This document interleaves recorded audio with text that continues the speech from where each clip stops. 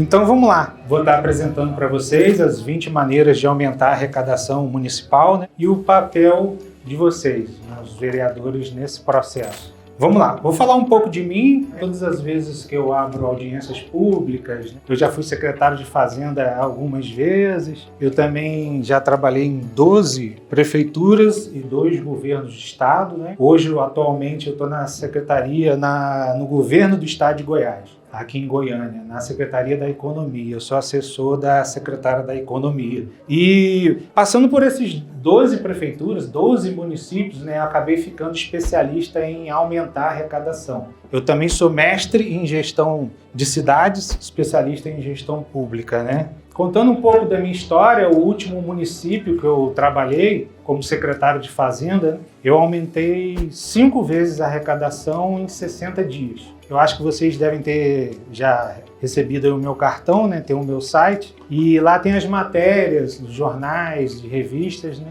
E aí foi assim, então, que eu comecei a ganhar destaque nessa área de aumento de arrecadação. E aí fui chamado pelo senador Romário, que é o jogador de futebol.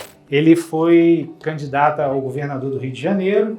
Eu fiz o plano de governo para ele, mas ele perdeu, né? Foi o governador Wilson Witzel que ganhou, depois foi afastado, tem o Cláudio Castro. Mas aí eu fui chamado para Cefaz Rio de Janeiro, Secretaria de Estado de Fazenda no governo do Rio de Janeiro, onde eu participei do regime de recuperação fiscal do Rio, vocês devem estar acompanhando, e hoje Goiás, né, entrou no regime de recuperação fiscal. Mas no Rio de Janeiro eu fui autor de 4 notas técnicas do regime de recuperação fiscal, programa de contencioso recebíveis, redução de restos a pagar, auditoria de folha de pagamento, e aí vinha convite do governador Ronaldo Caiado e da secretária Cristiane Schmidt para o governo de Goiás. Mas eu sou de Campos dos Goytacazes. E aí quando eu abro, então, as minhas audiências públicas, eu costumo citar essa frase do Lionel Robin, em 1932. Aí ele fala: os desejos são infinitos e os recursos são escassos.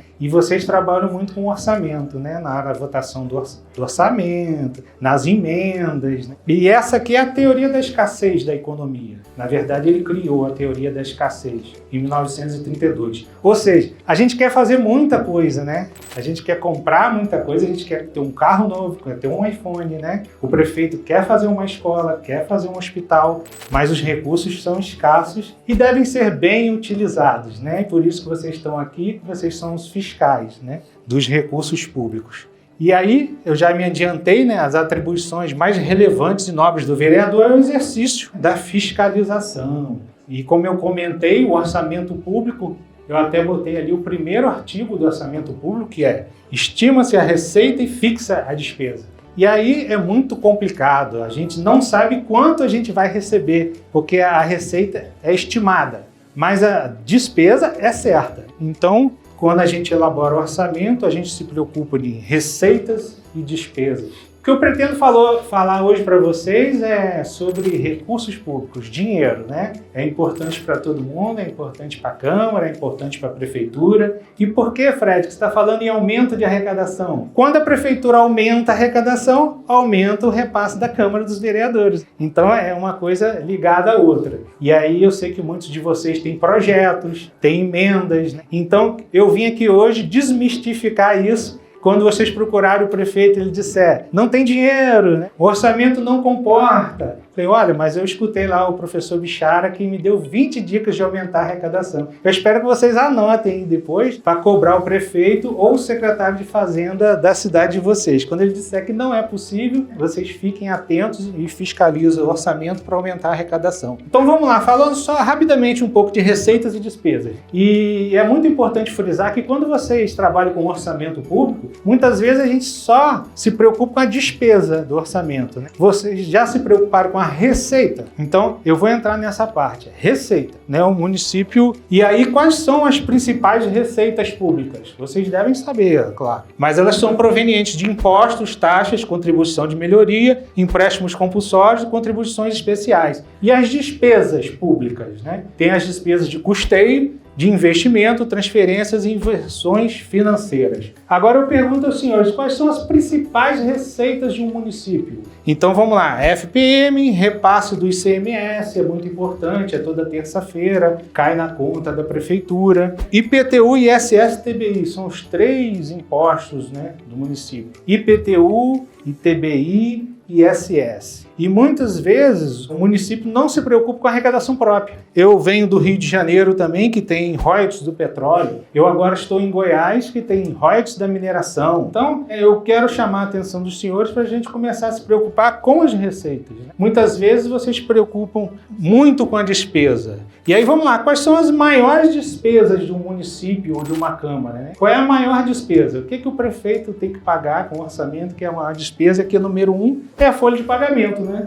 É a folha de pagamento da prefeitura, a folha de pagamento da Câmara. Em segundo lugar, o contrato de lixo. Quantos de vocês já tiveram acesso ao contrato de lixo do município? Já pediram? CPI, né? É interessantíssimo. As obras de infraestrutura, merenda, remédios, tudo isso aqui é despesa. Mas vamos olhar um pouco aqui para a área das receitas. Então vamos lá, vou começar agora, hein? Quem quiser começar a anotar aí, vocês podem agora convidar o secretário de Finanças de vocês para uma audiência pública, né? Para ele esclarecer, para ver se ele está fazendo tudo direitinho e orientando ele a aumentar a arrecadação. E vou passar um pouco da minha experiência para vocês, então. Eu fui convidado por uma prefeita para ser secretário de Fazenda. Primeira coisa, o que faz o secretário de Fazenda?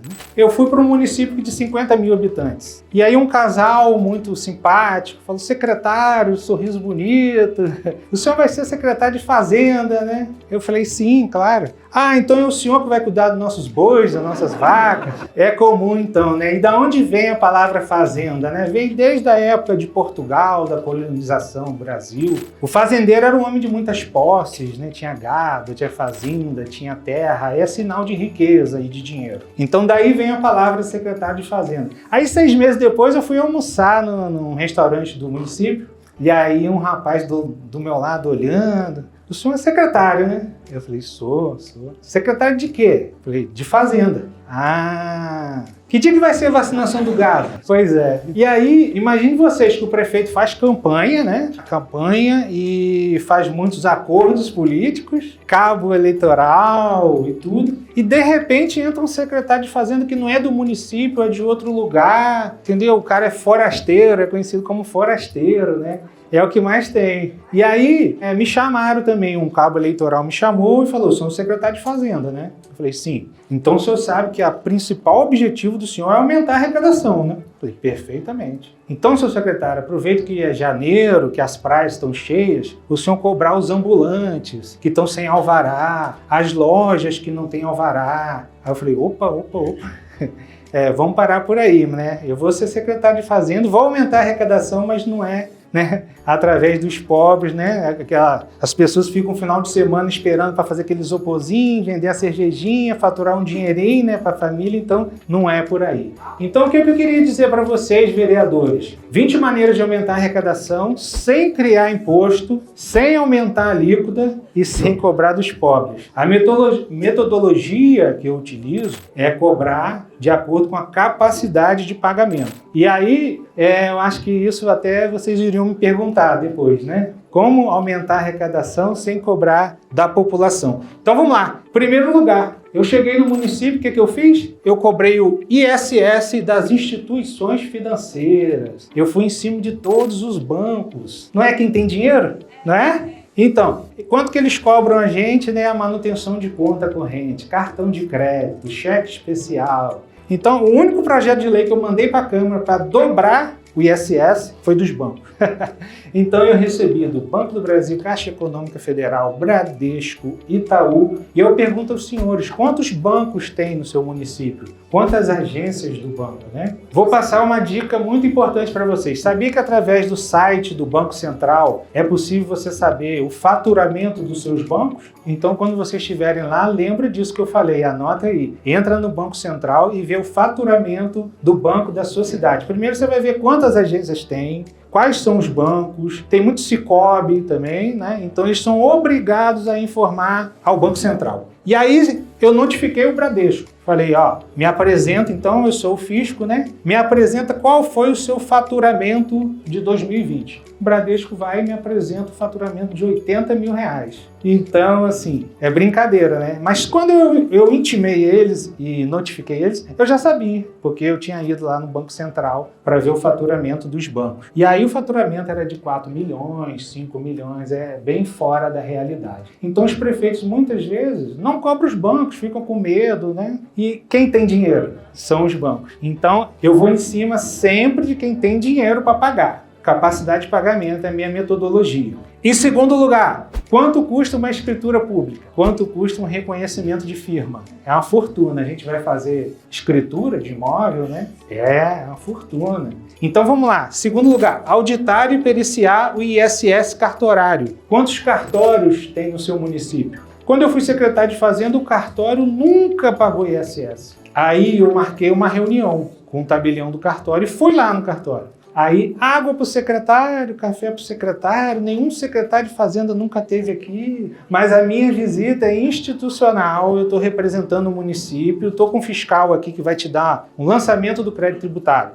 E a gente retroagiu os últimos 5 anos. Então é o seguinte, ou o senhor paga ou pede o cartório. Então, o cartório nunca pagou o ISS bancário. Por que perdeu o cartório? Porque em junho, todo cartório é obrigado a dar uma certidão negativa para o Tribunal de Justiça, dizendo que ele não deve nada ao município. Então você lança o tributo, notifica ele, não pagou, inscreve em dívida ativa, ele não vai ter mais a certidão negativa da prefeitura. Então, inclusive eu esqueci de citar, o Banco do Brasil pagou em 24 horas, depois de notificado. Na verdade, os bancos, só uma observação, os bancos sabem que tem que pagar. E eles guardam o dinheiro e movimentam esse dinheiro, né? Gira o float bancário. Então, eles já sabem que eles têm que pagar e que é legal, né? É obrigatório. Quando você notifica, eles pagam. Se entrar em discussão, é pior entrar em discussão com a Fazenda Pública. Então, em segundo lugar, os cartórios. Vamos lá, em terceiro lugar, eu pergunto aos senhores o que acontece se a gente não pagar o cartão de crédito? O que acontece se a gente não pagar a prestação do carro? O que acontece, né, se você não pagar a sua conta de luz? Mas se você deixar de pagar o município, não acontece nada.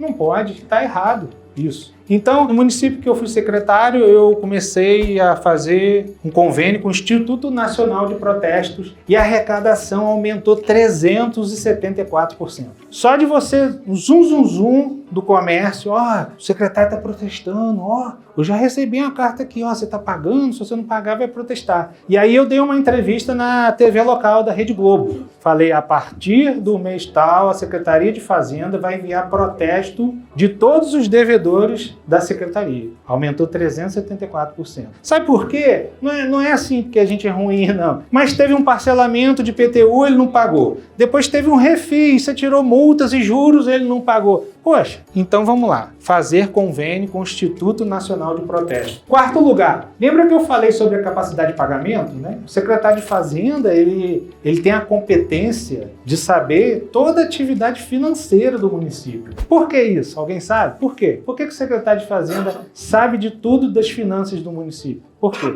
Das empresas. Por quê? Alguém sabe? Porque quem tira a nota fiscal? É a Fazenda. Quem emite a nota fiscal? É a Fazenda. Então, através do monitoramento das atividades financeiras, você sabe quem são as maiores empresas do seu município, você sabe quem está faturando, quem está lucrando, ele está tirando nota. Então, se eu fosse secretário de Fazenda do município de vocês, eu ia monitorar todas as atividades financeiras do município.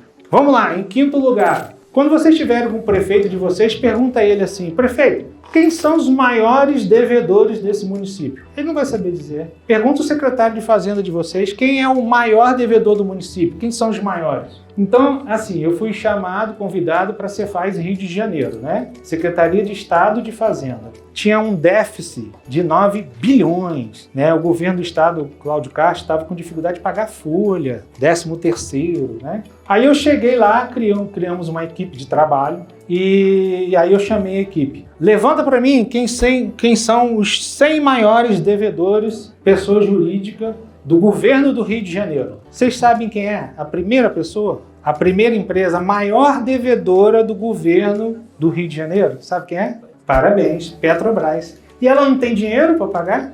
Em segundo lugar, quem é? Petrobras de novo, refinaria de Manguinhos.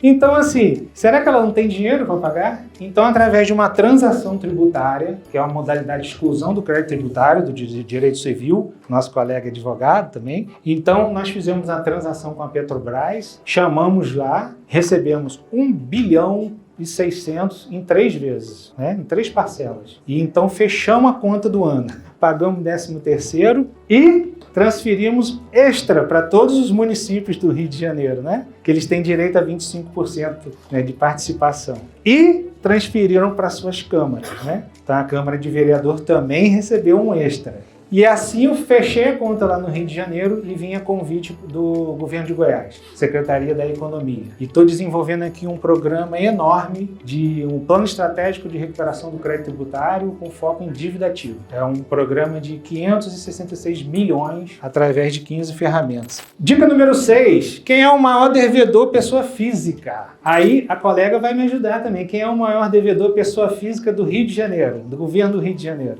Pessoa física. O maior devedor, pessoa física do Rio de Janeiro se chama Eike Batista. Vocês conhecem? Já ouviram falar?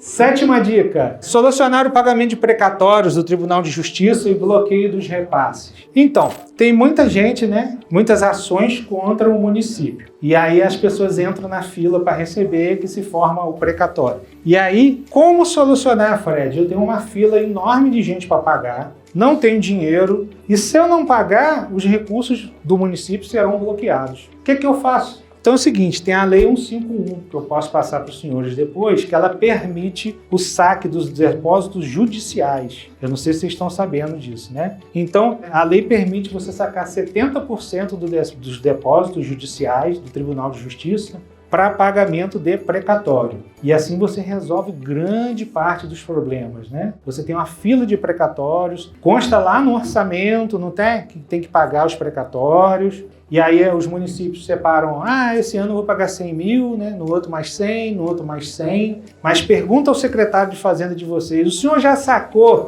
o dinheiro dos depósitos judiciais para pagar essa fila? Eu sei que tem muitos professores, né, tem ações contra os municípios, médicos, né, servidores públicos, estão esperando aquele dinheirinho sair, né? Imagine vocês que tem muita gente no município aguardando receber precatório. Então, essa é uma solução muito boa para todos os municípios. 8ª dica, levantar o CADIM e CALC do município para evitar bloqueios de convênio. Poxa, vocês estão aqui em Brasília, né? Muitas vezes a gente vem a Brasília buscar emendas. Aí, uma maior dificuldade faz a gente conseguir 1 milhão, 2 milhões, fazer uma escola, fazer um hospital. E aí, chega lá no seu município está no CADIM, está no CALC e não pode receber esse recurso. Então, isso também é fácil vocês pesquisarem diariamente no site. É possível. Então vamos lá. Dica número 9. Eu falei no início que eu criei um programa de recuperação de contencioso e recebíveis com foco em dívida ativa. O município de vocês também deve ter, todo município do Brasil tem um estoque de dívida ativa gigantesco, né?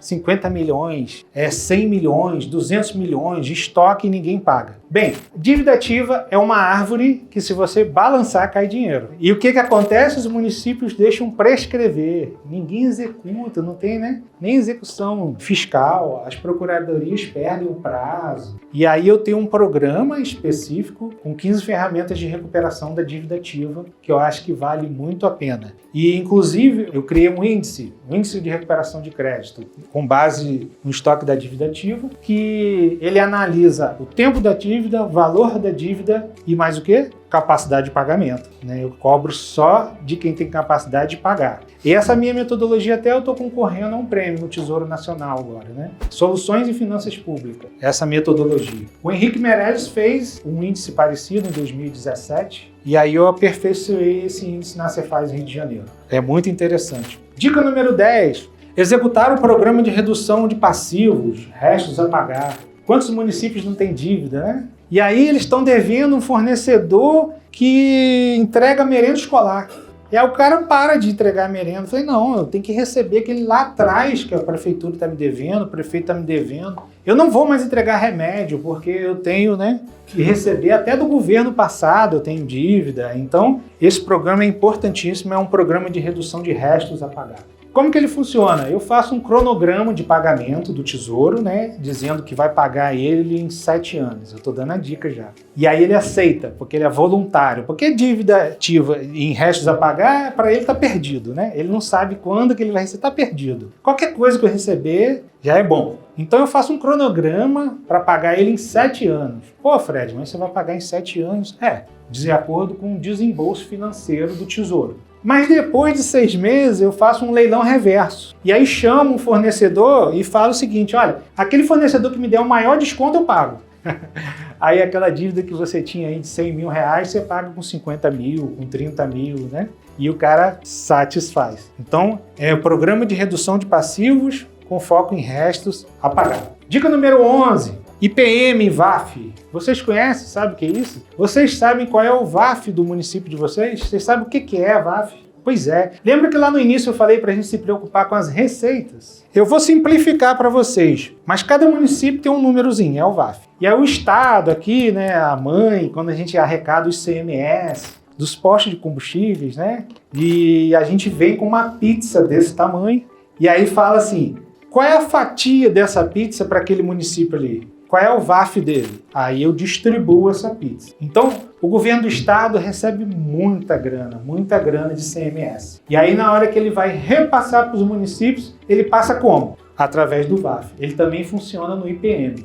Então, o secretário de Fazenda, ele pode tomar várias medidas para aumentar o VAF. Para aumentar o quê? Essa fatia da pizza. Então, esse ano eu estou recebendo uma fatia pequenininha. Mas eu vou fazer algumas modificações no VAF, que ano que vem eu vou receber uma fatia maior, né? Olha que importante. E muitas vezes os vereadores não sabem nem qual é o VAF do município de vocês. E será que está de acordo com a fatia de pizza, né? Vocês sabem o que compõe esse VAF? Um dos índices que compõe o VAF? Vocês têm ideia?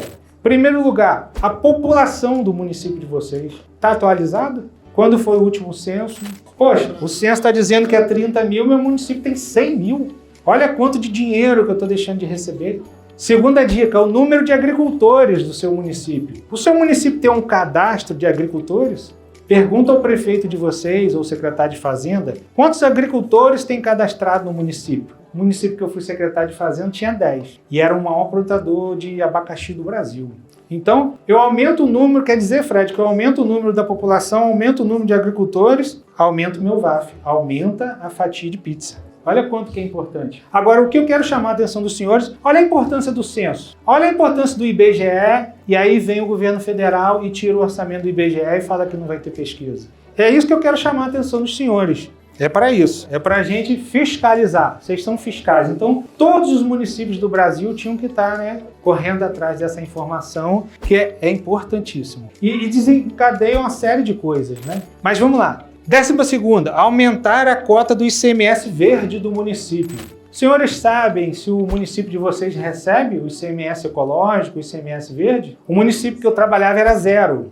E aí, com pequenas medidas, né, você pode criar um comitê de meio ambiente, você pode tornar aquela área, né, preservação ambiental, sua nota já sobe para 1, 2, 3. O que isso significa, Fred? Mais 300 milhões, 400 milhões de ICMS verde do Estado. Olha a importância do ICMS verde ecológico. Então, toda vez que você tornar uma área, né, de preservação ambiental, você ganha pontos e você recebe mais o ICM verde do município. Vocês estão anotando, né? Vamos lá. 13ª dica, folha de pagamento. Lembra quando eu falei que a folha de pagamento é a maior despesa do município? Ela chega a 50%, 54%, né?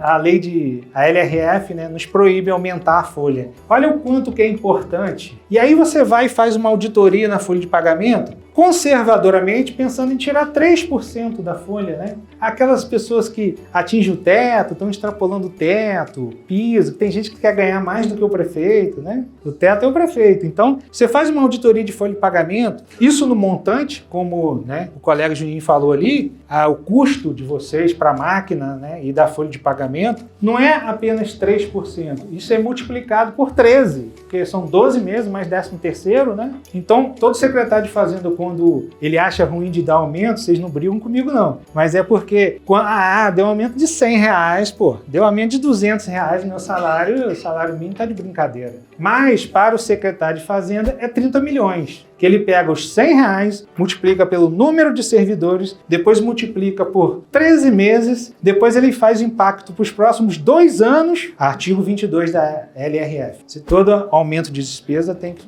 gerar impacto, né? Estudo de impacto financeiro. Então, assim, não é R$100, tá? Não quero que vocês briguem comigo. Eu sei que é pouco, mas para o secretário de Fazenda é 30 milhões a mais no orçamento. Outra coisa, venda de folha dos municípios. O município de vocês trabalha com todos os bancos ou trabalha só com um, né? Só com um. Então é possível você vender esse serviço, os bancos compram. Tem banco que paga R$1.000 por conta, tem banco que paga R$3.000 por servidor.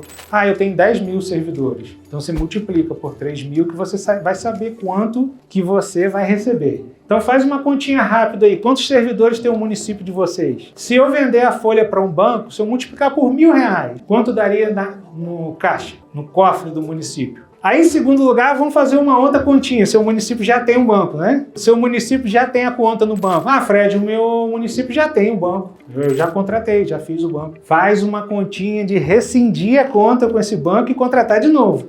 Isso é muito importante. Me permite a participação? Sim, claro. Como o nosso público aqui é maioria de Câmara Municipal, o interessante é quando a Prefeitura for vender a folha de pagamento delas, a Câmara Municipal também inserir a folha de pagamento perfeito. Na venda da Prefeitura, correto? Correto, perfeito. Inclusive, dos maiores salários, né? Tipo aí Tribunal de Justiça, Tribunal de Contas, isso chega a 4 ou 5 mil reais por servidor, que aí os salários são maiores. Então, faz uma continha assim, se eu rescindir, qual é a multa de rescisão com a Caixa Econômica ou com o Bradesco? Ah, então eu vou rescindir, vou pagar 300 milhões, mas eu vou listar de novo, vou ganhar 1 bilhão. Né? Então é a conta que a gente tem que fazer, eu faço muito isso. É a dica, né? Agora não se assustem, mas implantação de IPTU progressivo e atualizar o mapa de zoneamento urbano. Ô Fred, IPTU progressivo, vocês já ouviram falar nisso, já? O IPTU progressivo é uma ferramenta de gestão urbana. O prefeito, né, ele pode escolher para onde o município quer crescer. Eu quero que ele cresça para cá, quero que ele cresça para lá, tal. E o que é o IPTU progressivo? O IPTU progressivo é para evitar a especulação imobiliária. Acontece muito no centro dos municípios, sempre tem um terreno vazio, não tem? Terreno baldio. O cara não faz nada com aquele terreno. O cara não constrói, o cara não vende, o cara não aluga, e aí fica aquele terreno ali atrapalhando o centro da cidade, atrapalhando a movimentação econômica do município, né? Porque se ele constrói, ele gera emprego, né? Ou alugar, qualquer coisa. Aí o IPTU progressivo vem e fala assim, olha, sabe aquele terreno que você tem lá? O IPTU é X, mas se você não fizer nada, no ano que vem vai ser 2X. E se você não fizer nada de novo, no outro ano vai ser 3X, até você vender. Isso é IPTU progressivo. E é muito interessante também, eu vou passar para os senhores que fazem muitos projetos, né, de lei também, muitas emendas. Eu não sei se o município de vocês tem, mas eu já criei também um programa da horta comunitária. Então, quem tem terreno, não é isso? E está vazio, não está fazendo nada, mas se você criar uma horta comunitária naquele terreno, você isenta a pessoa do IPTU, por exemplo. É uma dica de proposta boa, né? Para vocês proporem projetos de lei. 16, 16ª. Convênio com a Receita Federal para recebimento do ITR. Eu pergunto aos senhores, quais são os tributos do seu município? IPTU, ISS e TBI, não é isso? Olha que legal. Você faz um convênio com a Receita Federal, você ganha 4º tributo. Você ganha mais uma arrecadação. Olha que legal. No Rio de Janeiro, apenas um município fez isso. É o que eu fui secretário de Fazenda. Mas é possível sim. Mas Fred, o ITR é pouquinho. É pouquinho porque o secretário de Fazenda de vocês ele tem que atualizar todo ano. Igual ele não atualiza o IPTU. Pergunta se o secretário de Fazenda de vocês enviou um ofício para a Receita Federal pedindo a atualização do ITR. E aí, olha que legal. O prefeito às vezes fica indignado e o secretário de Fazenda também. Às vezes ele está de olho ali na fiscalização daquele imóvel e aí o cara fala, não, esse imóvel aqui é rural, pô. Você só cobra o IPTU, que é urbano, o meu é rural. Olha só. Aí você faz esse convênio com a Receita Federal, é IPTU, é do município, é ITR, é também. É rural? É também. É urbano? É também, do município. É tudo município. E a receita vai para o município. Vamos lá, 17ª. Convênio com a Receita Federal para compartilhamento de dados. Muitas vezes, lembra quando eu falei da dívida ativa? A PGE não cobra dívida ativa porque o cadastro imobiliário é confuso. Eu não tenho CPF de ninguém, eu não tenho endereço de ninguém. O cadastro da prefeitura geralmente, né, é complicado. Maria Auxiliadora da Silva, tem 2, 3, 4, 5, João, Maria, José. É muito complicado. Então, Fred, eu tenho um problema que o meu cadastro imobiliário não serve para nada. Olha que legal, faça um convênio com a Receita Federal para compartilhamento de dados. Somente o secretário de Fazenda pode ter esse convênio com a Receita Federal. Isso é importante falar, por causa do sigilo fiscal. Então, todo secretário de Fazenda ele pode ter todas as informações da Receita Federal. E aí, o que acontece? A Receita Federal te passa login e senha. Olha que legal, eu chego lá e pesquiso o CPF, pesquiso o endereço do cara, eu acho tudo, a vida inteira do cara, com os dados da Receita Federal. 18ª dica, convênio com CDL para promover a higienização do banco de dados. É no mesmo assunto que eu estou falando do cadastro. Um dos melhores cadastros que tem é do CDL. Por quê? Porque é o do comércio. Você sabia que é possível você ter os últimos 5 números da pessoa? É possível você ter o endereço da mãe, do filho, do irmão, do tio. Quantas ligações indesejadas a gente já não recebe, né? De cobrando, chamando o nome de alguém que não é o nosso. E olha que impressionante, o CDL também tem convênio com SPC e Serasa, junto, ao mesmo tempo. Então lembra que eu falei que não acontece nada se você não pagar a prefeitura? SPC e Serasa e o convênio para promover a higienização do banco de dados. 19ª dica, convênio com CREA. Pergunta aos senhores também, quanto que o município recebe de ISS de obra? Você vai lá ver R$200, R$300. Lembra que eu falei? Foco na receita. Vamos focar na receita, não na despesa. E aí você faz um convênio com o CREA e aí chama os fiscais do CREA. Fala, o que vocês querem aqui para fazer, me ajudar? Aí o CREA vai e pede um carro. Não, eu quero que bote um carro à disposição aí, eu vou mandar um fiscal 2 vezes por semana. Olha que legal. Aí você manda junto o fiscal de obras, junto com ele, né? E aí até tira do peso das costas de vocês a fiscalização de obra. E aí prefeito, tá me fiscalizando lá não, é o CREA. É o CREA, é delegado para o CREA, institucional. É a 20ª, a última dica, otimização de TBI com treinamentos e intensificação de lançamentos. Olha, a gente está falando de dinheiro, né? Todo mundo gosta de dinheiro, todo mundo quer saber para onde vai o dinheiro e da onde vem. A forma mais fácil de uma prefeitura receber dinheiro é com TBI. A prefeitura lança uma guia de TBI, o cara paga a guia, entra na hora na conta do município. E aí eu volto a perguntar aos senhores, porque vocês são fiscalizadores dos recursos públicos. Quanto tempo leva uma guia de TBI no município de vocês para ficar pronta? A pessoa chega lá, protocola, entra com o processo, eu quero a guia de TBI. Qual é o tempo de resposta? 90 dias? 120 dias? O secretário de Fazenda de vocês tem que ser em 3 dias mesmo, 48 horas, tem que ser na hora. E aí você chama o fiscal de TBI, dá um carro para ele, bota gasolina, bota insufilme, manda ele ir para a rua. A gente também aumentou 280 e tantos % só com a fiscalização do ITBI. Bem, gente, então é isso. As 20 maneiras de aumentar a arrecadação. Obrigado. Aqui tem o meu Instagram, tem o meu WhatsApp. Eu espero que vocês tenham anotado, tenham gostado.